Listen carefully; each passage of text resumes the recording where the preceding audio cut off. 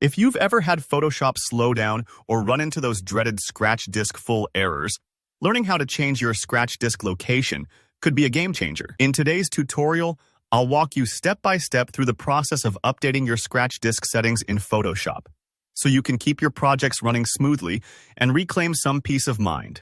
By the end of this video, you'll not only know how to do it yourself, but also understand why it can make a big difference for your workflow. Let's dive right in. First, go ahead and open up Photoshop on your computer.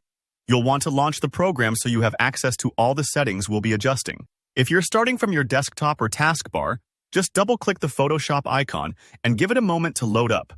Especially with larger programs, a little patience at launch can help everything run more smoothly later on. Now that Photoshop is open, look up at the top menu bar and find the Edit option.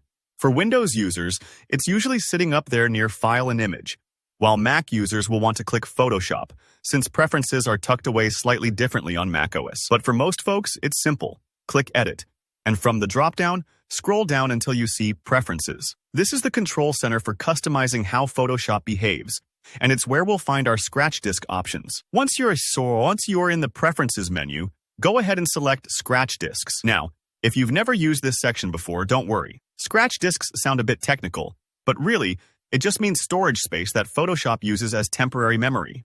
When you're working on big files or complicated projects, Photoshop needs lots of extra room to shuffle things around behind the scenes. If your default hard drive is low on space, or maybe it's not the fastest drive you have, you can point Photoshop to a different drive here. Take a moment to look at the list of drives shown on your screen. These are all the available locations Photoshop can use for its scratch disk. If you want to change where Photoshop stores its temporary data, just check the box next to the drive you prefer. For example, if you have a speedy SSD or a second hard drive with lots of free space, selecting it here can make a noticeable improvement in performance. Imagine giving your kitchen a bigger table to prep food on. It just makes everything go faster and smoother. Don't worry if this part takes a few moments, especially if you're checking which drives are the best options. Double-check that the drive you choose has plenty of free space, since Photoshop will use it for big tasks like filters and saving large files. If your main drive is nearly full, switching to a separate drive can help you avoid future headaches. And remember, you can select more than one drive if you want extra flexibility. Once you've made your selection, simply click OK at the bottom of the window to save your changes. That's it. You've just told Photoshop to use your chosen drive as its scratch disk.